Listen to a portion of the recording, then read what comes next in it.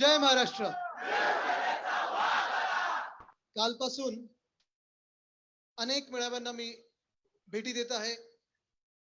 अर्थात जेव्हा मी इथून तिथे कुठूनही कुठे जात असताना माझ्या गाडीची काच नेहमी खालतीच असते आणि लोकांकडून जो काही मला एक प्रतिसाद मिळत आहे, आपले मेळावे तर तुफान होत आहेत. आज पण मी बघत होतो, सकाळी सांता क्रूज मध्ये होतो आमच्या, काल वरळीमध्ये होतो, भायखळा, परळ, सगळे हे विभाग एक एक विभाग स्वतःचे मेळावे घेत आहेत. आणि तुम्हाला अक्षरशः सांगतो, दुर्गाताई तुमच्याकडे येऊ नाही शकलो काल, पण अक्षरशः सांगतो, आजचं आणि कालचं जे मी चॅलेंज दिलेलं ह्या बंडखोर फुटीरवाद्यांना, जे स्वतःला विकून गेलेले आहेत, त्यांना चॅलेंज दिले, जर हिंमत असेल तर राजीनामे द्या, निवडणुकीत उतरा, प्रत्येकाला पाडल्याशिवाय राहणार नाही.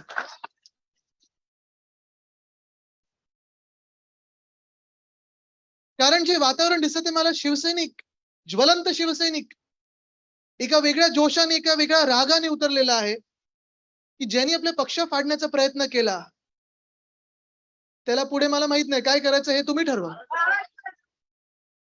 पण त्याच्या आधी त्यांना विधान भवनाची पायरी दिसू नये.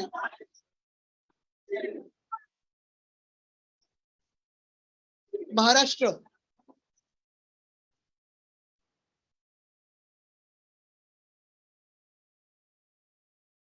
हाच. आणि तुम्हाला अजून एक सांगतो मी, प्रत्येकाच्या मनामध्ये राग असा नाहीये. काही काही लोकांच्या मनामध्ये एक असं वेगळा भाव दिसत आहे, की चला, जे पक्षाला दाबून ठेवत होते, मागे नेत होते, पक्षाला विकत होते, ती घाण निघून गेलेली. तो एक आनंद लोकांच्या मनामध्ये आहे. मी गाडीतून येत जाताना मी सतत जे सांगतोय, किंवा परवाचा जो वर्षा बंगल्यावरनं मुख्यमंत्री उद्धव साहेबांचा फेसबुक लाईव्ह झाला, काल परवाकडे जेव्हा इथे येऊन, कालच मला वाटतं इथे येऊन राष्ट्रीय कार्यकारिणीत बोलले, अक्षरशः तुम्हाला सांगतो, जेव्हा वर्षाचा फेसबुक लाईव्ह झाला तेव्हा त्यांनी मला 5 मिनिटात सांगितलं, आदित्य बॅगा भर, आपण निघतो. पण त्यांनी हे पण सांगितलं, की मोह सोडलाय, जिद्द नाही, ताकद नाही. पण तिथून घरी जात असताना असेल, आज घरून शिवसेना भवनात येत असताना असेल, प्रत्येक मेळाव्यात जात असताना असेल, इथे तिथे फिरताना असेल, प्रत्येक मुंबईकर, मग तो राजकीय असो अराजकीय असो, शिवसैनिक असो किंवा नसो, एक तर थम्सअप करतोय ना, ते विक्ट्री करतोय, की आम्ही तुमच्या सोबत आहोत. पण हे नुसतं मुंबईकरांचं नाही, इतर ठिकाणी देखील. आता मी तुम्हाला जो अनुभव, मी आता माहित नाही, तुम्ही सांता क्रूजला काही काही लोक असाल, नोव्हेंबर मध्ये COP26 साठी मी स्कॉटलंडला जेव्हा गेलेलो, किंवा आता पण डॅवॉसला गेलेलो, मी होतो, देसाई साहेब होते, नितीन राऊत साहेब होते, आणि आम्ही 80,000 कोटीचे करार करून आलो. ते महाराष्ट्रासाठी, आम्हाला विकायला नाही कधी केले करार, नाही तर आम्ही गुवाहाटीला गेलो असतो. पण म्हणजे एक आसाम खूप चांगलं राज्य आहे, हे आपले जे काही फुटीरवादी गेले ते ठीक आहे, ते काय फसले असतील, स्वतःला फसवून घेतलं असेल, अडकले असतील कुठच्या केसमध्ये, सोडवायला गेले. पण पण तुम्हाला एक सांगतो मी, प्रत्येक ठिकाणी, मग लंडन मध्ये असेल, स्वित्झर्लंड मध्ये असेल, इतर राज्यांमध्ये, मध्यंतरी दिल्लीला 2-3दा जाऊन आलो, प्रत्येक ठिकाणी कौतुक आपल्या मुख्यमंत्र्यांचं झालंय, पक्षप्रमुखांचं झालंय, महाविकास आघाडी सरकारचं. आणि मग हे असं सगळं चांगलं काम होत असताना, शिवसेनेची सत्ता असताना, महाविकास आघाडीची सत्ता असताना, जे काही आता तिथे फुटीरवादी जाऊन बसलेत आणि बोलत आहेत, एक एक रोज व्हिडिओ काढतात, रडगाणं रोज काहीतरी काढतात नवीन, की मला असं नाही झालं, मला तसं नाही झालं, माझा फंड नाही झाला. त्यांना प्रत्येकाला मी चॅलेंज देतो. जे पहिले टर्मचे आमदार आहेत त्यांना तर मी चॅलेंज देतच नाही, कारण मला माहिती आहे, म्हणजे मी स्वतः जरी पकडलं तरी मी स्वतः काही माझ्या स्वतःच्या चेहऱ्यामुळे नाही निवडून आलो, शिवसेनेमुळे निवडून आलेलो आहे. आणि त्यांनी पण विचार करायला पाहिजे, की ते पुढे निवडून येऊ शकतील की नाही. पण जे दुसऱ्या टर्मचे आमदार आहेत, तिसऱ्या टर्मचे आमदार आहेत, काही मोठे स्वतःला दिग्गज मानणारे आमदार आहेत, काही खूप शूरवीर समजणारे आमदार आहेत, मोठ्या मोठ्या आवाजात भाषणं देणारे, शेरोशायरी करणारे,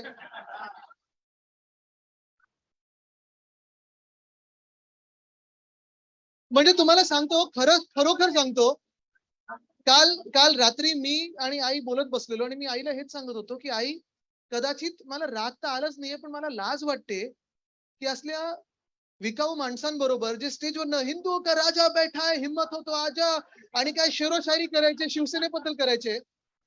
ओ, खरी ताकद ही आमच्या शिवसैनिकांमध्ये आहे, तुमच्यामध्ये कुठे आहे?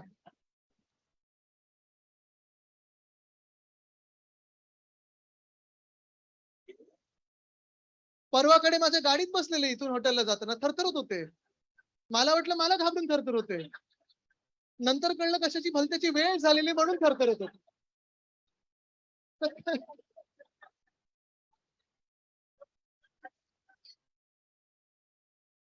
दुसऱ्या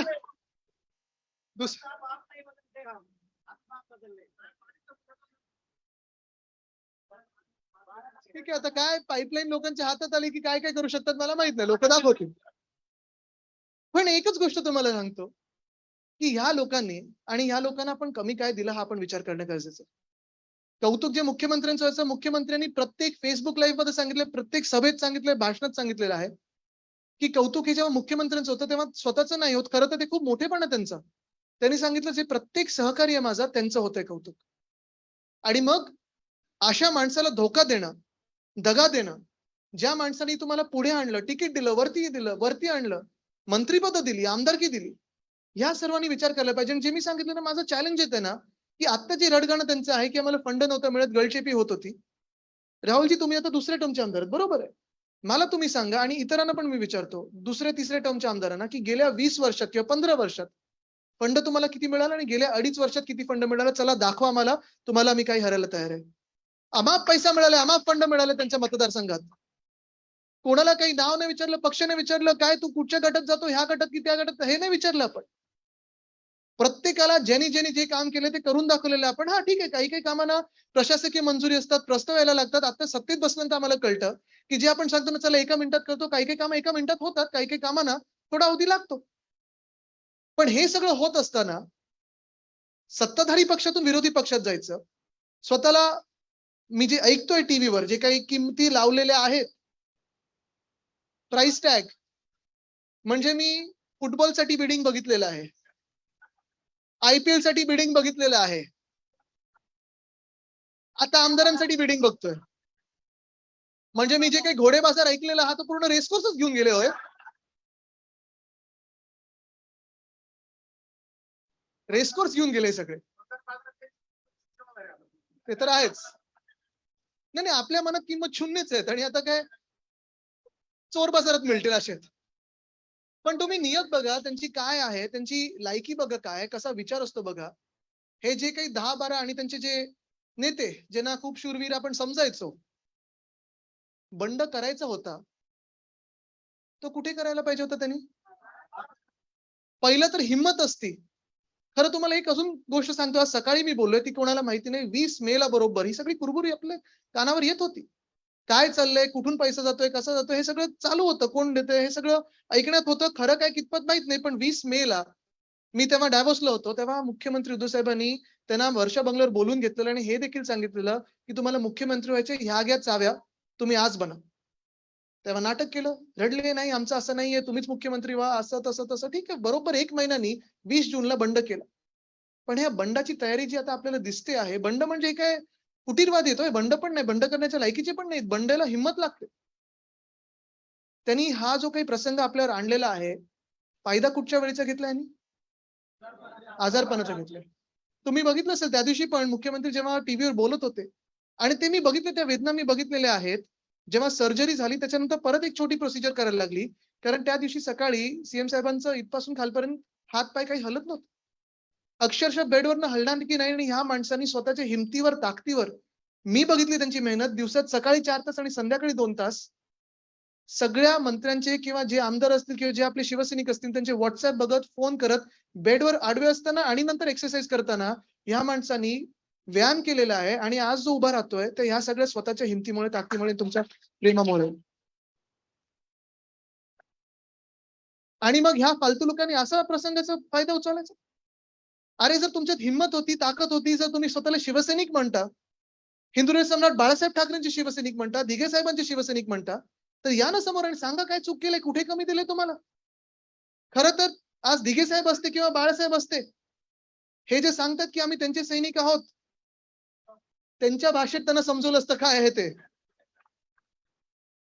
आणि म्हणून आता त्यांना थोडं हे मिळतंय, म्हणजे आपण खूप चांगले झालो आणि आता उद्धव साहेब हेच सगळ्यांना सांगतात की माझ्या चांगुलपणाचा फायदा किंवा मी जे काही चूक केली ह्यांच्याबरोबर चांगलं राहून, पण शिवसैनिक म्हटल्यानंतर, आपला माणूस म्हटल्यानंतर आपण विश्वास ठेवतोच, अंधविश्वास ठेवतो. म्हणजे मला आता येताना थोडा डायलॉग थोडा मी ऐकत होतो, आठवत होता मला तो डायलॉग. मला वाटतं दिलवाले मधला आहे. हम शरीफ क्या हुए.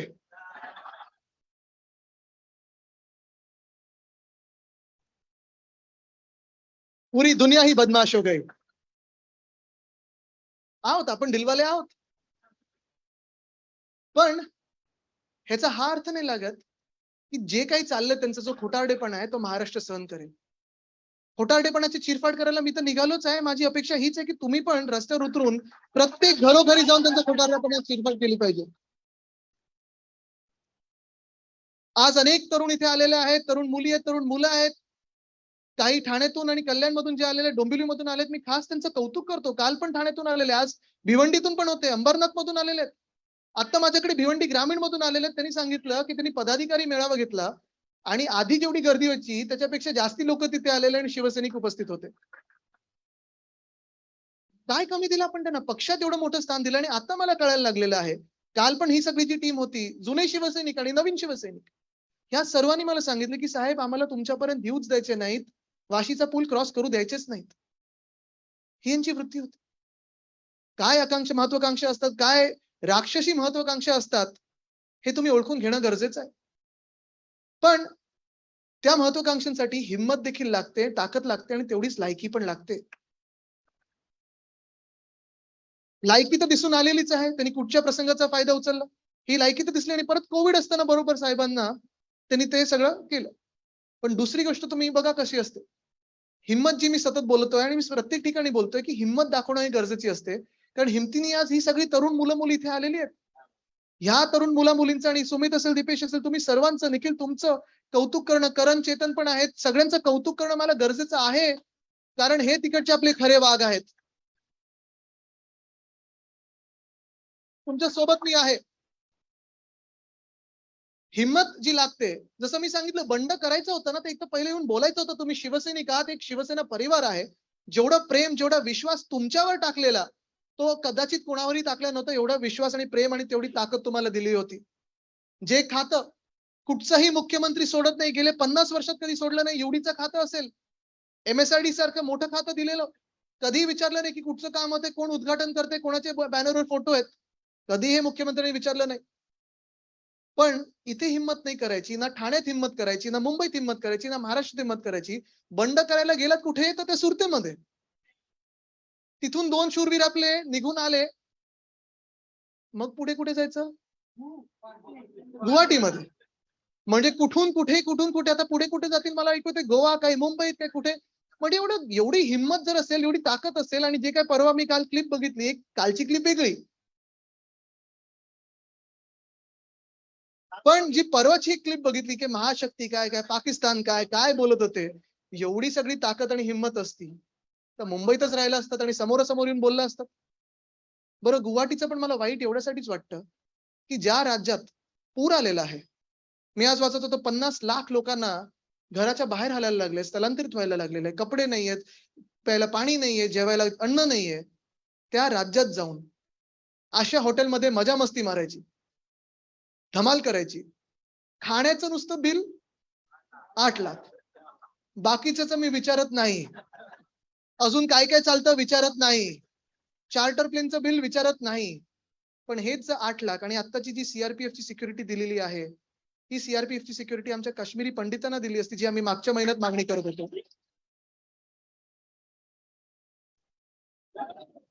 बरं भाजपच्या ह्याच्यात हात नाहीये ना, मग बरोबर सुरतेला तिकडचे मंत्री कसे येऊन भेटले? मग परत तिथे गुवाहाटीला तिकडचे मुख्यमंत्री जाऊन कसे भेटले? CRPF सिक्युरिटी कशी मिळाली? आमचा अंतर्गत विषय आहे ना, तर आम्ही तरी CRPF ची सिक्युरिटी देऊ नाही शकत कोणाला. आम्ही तर एवढे 8-9 लाख दिवसाला खर्च करू नाही शकत, हॉटेल बुक नाही करू शकत, म्हणजे संपूर्ण हॉटेल. पण तिथे जाऊन मजा मस्ती करत असताना, गुवाहाटीत पूर असताना, आसाममध्ये पूर असताना, ही नैतिक जबाबदारी नाही का त्या तिकडच्या मुख्यमंत्र्यांची की सांगणं की किती जरी माझं स्वतःचं सरकार येत असेल तरी माझे इकडचे राज्यातले लोक हे त्रासलेले आहेत, तिथे पूर आलेला आहे, इथे कृपा करून आणू नका, जिथून आले तिथेच पॅक करून पाठवून द्या.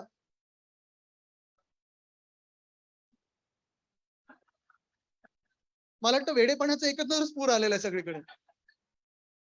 पण ह्या अशा लोकांबरोबर आपण थोडी लढाई करायची आहे. लढा आता आपला सुरू होतो. म्हणजे मागचे जर 2 बंड आपल्याला आठवत असतील, हिंदू सम्राट बाळासाहेब ठाकरेंनी एक बंड तर तिथेच चिरडून काढलेला. दुसरा बंड आपल्याला साधारण 1 ते 1.5 वर्ष लागली. लढाई आपल्याला वाटली तेव्हाची मोठी होती, पण जर आता मागे बघितलं तर 2 वर्षात आपण संपवून टाकलेला तो लढा. हा लढा जो आहे ह्याला 2 आठवडे पण लागले नाही पाहिजेत.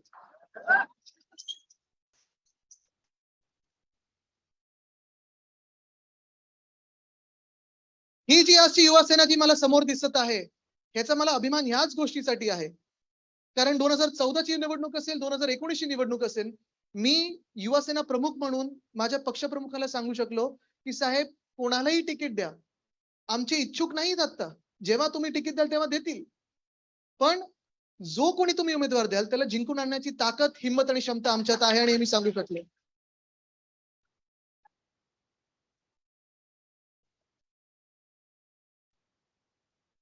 एका निष्ठेने आपण पुढे आलेलो आहोत.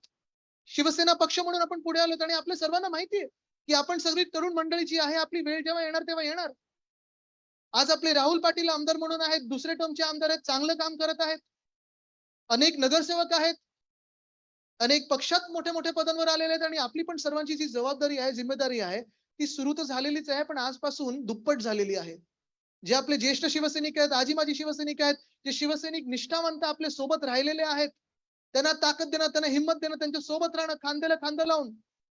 कारण समोरून जो येणार आहे तो पूर्णपणे या केंद्र सरकारने पाठबळ दिलेला चिरकुट येणार आहेत. कसं असतं की डास जेव्हा येतात तेव्हा आपल्याला कळत नाही खिडकीतून येतो, दारातून येतो, कुठून येतात. गुड नाईट आपल्याला लावायचं आहे. कारण हिंमत असती, जर हे वाद असते तर पडून गेलेच नसते. आज पण मी चॅलेंज दिलेलं आहे तुमच्या समोर आणि तुमच्या साक्षीने चॅलेंज देत आहे की चला एक तर ज्यांना परत यायचं आहे, कारण मला माहिती आहे 10-12 जे फुटीर आहेत ते आहेत, पण त्याच्यातून 15-16 असे आहेत जे अजूनही तिथे त्रासलेले आहेत, किडनॅप झाल्यासारखे आहेत. बरं ह्यांना काय वाटलेलं पहिलं हे जातील एकदम शानमध्ये थाटात जातील, जसं इथे वागायचे, आपण जशी वागणूक द्यायचो, सगळे जाऊन पाया पडतायत, सगळे जाऊन भेटतायत, सगळे जाऊन बोलतायत. तसं नाही झालं. तिथे गेल्यानंतर कैदी झाले. कैदी झाले. जे इथून जातात ते कैदी होतात. आजचा कालचा जसं तुम्ही व्हिडिओ बघितला तसं दुसरा एक व्हिडिओ तुम्ही बघितला असेल, ज्याच्यात ह्याच मोठ्या नेत्यांना दोन्ही हात पकडून, मान पकडून परफटत नेतात. बोलायला पण देत नाहीत. एनडीटीव्हीवर आला तो. बोलायला पण नाही देत. प्रत्येक बाथरूम मध्ये 5 पोलिसवाले लावलेले आहेत, सीआरपीएफ सिक्युरिटी लावलेली आहे. नाही खरंय. खरंय हे. तुम्ही विचारून बघा तिथे. विचारू नका नाही तर तुम्हाला पण खेचतील. पण पण तुम्हाला सांगतो ही अशी हालत झालेली लोक काही आपले तिथे आहेत अजूनही मला विश्वास नाही होत. काही जसं मी सांगितलं सकाळी पण नावं घेतली, प्रकाश सुर्वे असतील, प्रकाश आंबेडकर असतील, बुमरेंचं तर मी किती वेळा आता म्हणजे इथे मला माहित नाही कोण मतदारसंघातून त्यांच्या आलेलं आहे. तुम्हाला आठवते ऋषी, तुम्हाला आठवते ती सभा? तुम्हाला आठवते ती सभा कशी झाली? समोरून मला सांगितलं की साहेब यांना आता मंत्रीपद द्या. मी बोललो ठीक आहे डन, दिलं. दुसऱ्या मामाने सांगितलं कॅबिनेट द्या. बोललो चला डन, मी उद्धव साहेबांना सांगतोय ना, दिलं. बरं मी काय नुसतं शब्द टाकला, माझ्या सांगण्यावरून नाही, उद्धव साहेबांनी दिलं. नाहीतर लोकांना वाटेल मी पण आता गट जमवायला लागलो. पण तिसरे बोलायला लागले तर खातं सांगतो. मी खातं नका सांगू. पण अशा लोकांना ज्यांना आपण प्रत्येक गोष्ट दिली, प्रकाश सुर्वे मला अजूनही विश्वास बसत नाही की तो माणूस जाऊ शकतो. परवा देखील माझ्यासोबत होता माणूस, धक्काबुक्की करायला तिथे असेल, समोरून जे चालत येत होते आपल्यावर त्यांना ढकललं त्यांनी आणि मला गाडीत सांगितलं साहेब काय हो मी तुमच्या सोबत राहीन. आणि तो माणूस दिलीप लांडे असतील, हे सगळे रोज माझ्या ऑफिसमध्ये बसून प्रत्येक मुंबईकरांना जी काही सेवा करतो ती काम करून घेणारी लोक असतील. मी कुठेही त्यांना नाही बोललो नाही. तसं प्रत्येक जिल्ह्यात ज्यांना फंड दिलाय मी, आणि हेच मी सांगतो तुम्हाला की मी जो काही फंड दिलाय तो त्यांच्यावर उपकार नाही केलाय. अनेक लोकांना इथे वाटत असेल आपल्यातून पण किती लोक जात असतील यांच्या ऑफिसमध्ये, आपण प्रत्येकाच्या जवळ होतो कारण आपली लोक होती, आपल्या हक्काची लोक होती, आपल्या परिवारातली लोक होती. त्यांच्याकडून आपण चांगली कामं लोकांसाठी करून घ्यायचो. लोकसेवेचे काही काही वेगळे वेगळे प्रश्न उचलून घ्यायचो. लोकहिताचे प्रश्न असतील, जनहिताचे प्रश्न असतील, कुठे उड्डाणपूल असेल, कुठे गटाराचं काम असेल, कुठे रस्त्याचं काम असेल, फंड आणायचो. पण हा प्रत्येक रुपया हा जनतेचाच होता, तुमचाच होता. त्यांनी उपचार तुमच्यावर काही केले नाहीत, उपकार केले नाहीयेत. उपकार काही केलेले नाहीयेत. हे त्यांचं कर्तव्य होतं पैसा देणं तुम्हाला, फंड देणं तुमच्या तुमच्या मतदारसंघामध्ये. असंच तर पक्ष बांधला जातो.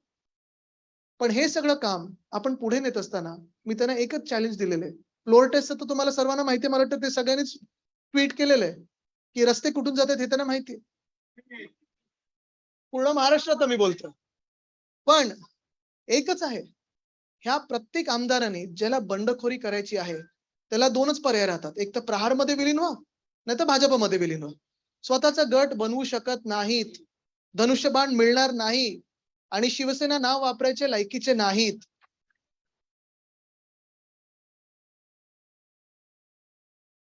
काही काही गोष्टी तर अशा मजेशीर आहेत, म्हणजे एक दोन जणांचे जे मी काही वाचलं की आमच्याकडे राष्ट्रवादीचा धोका होता. हो, तुम्हीच तर तिथून आलात. एक दोन आहेत एकदम हळूहळू आवाजात बोलणारे, थोडा वेळ घेऊन बोलणारे. तिथे राष्ट्रवादी मग आणि मग सांगतात ही बाळासाहेबांची सेना नाही. तिथे तिथे महत्वाचं म्हणजे अर्धे लोक हे जे निवडून आलेले आहेत त्यांना आठवत नसेल कदाचित, कारण निवडून आल्यानंतर कधी कधी असं होतं की 2 पावलं वरती 2 फूट वरती सत्तेच्या माझ्यावर चाललोय. पण आपण जमिनीवर राहणारे लोक आहोत, आपल्याला परिस्थिती माहिती असते. काही काही लोक तर असे आहेत 500 मतांनी आले, 1000 मतांनी आले. विरोधात जरी काँग्रेस एनसीपीचे लढले असतील तरी बंडखोर कोणाचे होते? बंडखोर उभे कोणी केले होते? कोणाच्या विरोधात उभे केले होते? आणि हेच आमदार आता परत तिथे जाऊन त्यांच्या मांडीत बसू इच्छितात. कसं चालणार? काय चालणार? आणि म्हणून मी त्यांना चॅलेंज दिले, चला हिम्मत असेल तर आज राजीनामा द्या, निवडणुकीत उतरा. प्रत्येक माणसाला, प्रत्येक त्या उमेदवाराला, प्रत्येक बंडखोराला मी पाडल्याशिवाय राहणार नाही.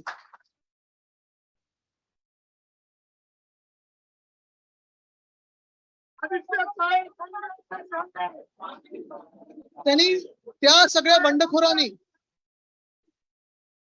बंडखोरांनी विचार करावा, पक्का विचार करावा. कारण तुम्हाला 2-3 गोष्टी सांगतो जे तुम्हाला पण सगळ्यांना कदाचित आजोबांनी सांगितले असतील. आजोबा म्हणजे हिंदू सम्राट बाळासाहेब ठाकरेंनी, माझ्या वडिलांनी सांगितले असतील. पहिली गोष्ट म्हणजे एक ज्यांनी शिवसेनेसोबत बंडखोरी केली आहे त्याचं पुढे काय झालं हे तुम्हाला माहिती आहे. विधान भवनाचं असेल, लोकसभेचं असेल, कधी पायरी बघितलेली नाहीये. कधीच नाही. गुलाल नाही आणि गुलाबी नाही. नुसतं काटे टोचलेत. पण दुसरी गोष्ट तुम्हाला सांगतो, हे जे काही आज स्वतःला विकून तिथे गेलेत, म्हणजे आज तुम्ही बघा कृषी मंत्री, खरं पेरणी आता होते की नाही, पाऊस येतोय की नाही हा विषय चालू असताना कृषी मंत्री कुठे आहेत? जिथे पूर आले तिथे गेलेत. जिथे पूर आले तिथे गेलेत. कोण डोंगर बघतंय, कोण दरी बघतंय, कोण झाडं बघतंय. म्हणजे काय काय चाललंय? पण हे उत्तर जरी मी आज सकाळी बोललो होतो की हे उत्तर मला समोर बसून विधान भवनात मी नुसतं हाताची घडी तोंडावर बोट ठेवून त्यांच्या डोळ्यात डोळे घालून बघणार आहे की आम्ही चुकीचं काय केलं आणि कमी काय दिलं, एवढंच बघणार आहे. ते डोळे मिळू शकतात का बघा. पण दुसरं उत्तर मला त्यांच्याकडून पाहिजे की त्यांच्या नाही थांबा, पण ते घरात किंवा स्वतःच्या आरशामध्ये कसं बसू शकतात जेव्हा आपल्या मतदारसंघांमध्ये आपले लोक विचार करतात की हे गेले कुठे, कशामुळे? जो काही पैसा त्यांना मिळाला असेल, जे काही मी आज वाचतोय पेपरमध्ये असेल, टीव्हीवर असेल, त्या पैशातून किती लोकांच्या हातात ते पुढे तो पैसा देणार आहे, किती जनतेच्या हातात देणार आहे. त्यांच्या मुलांनी हा विचार करावा, त्यांच्या बायकांनी हा विचार करावा, त्यांच्या परिवारांनी विचार करावा की कुठच्या तोंडाने तुम्ही दाखवणार की माझा नवरा किंवा माझे वडील किंवा माझा भाऊ पैशासाठी विकला गेला आणि गद्दार झाला शिवसेनेसाठी आणि त्या जनतेशी गद्दारी केली. माझ्या पणजोबांनी जे माझ्या आजोबांना सांगितलं, माझ्या आजोबांनी जे माझ्या वडिलांनी मला सांगितलं, तेच मी आज तुम्हाला सांगतो. एकच आम्ही ह्याच्यावर जगतो की पैसा येतो जातो आणि पुन्हा येतो, पण नाव एकदा गेलं की नाव परत येत नाही. ते नाव जपा.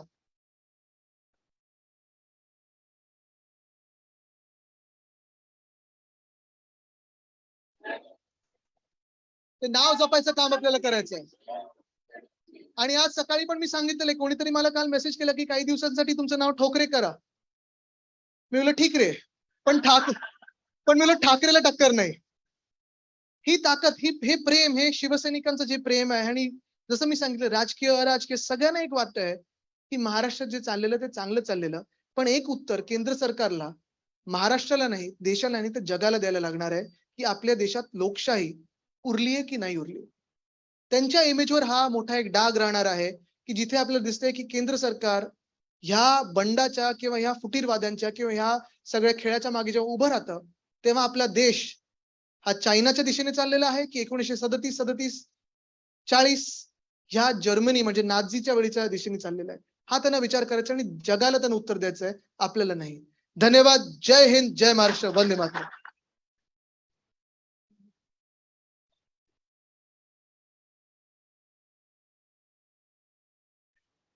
सर्वांनी आहेत त्याच ठिकाणी थांबायचंय. सर्वांनी आहेच त्या ठिकाणी थांबायचंय. कोणी पुढे येऊ नका. मीटिंग संपलेली नाही.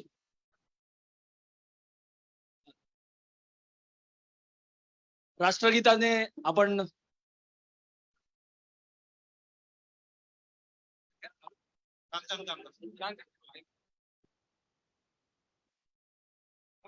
एक साथ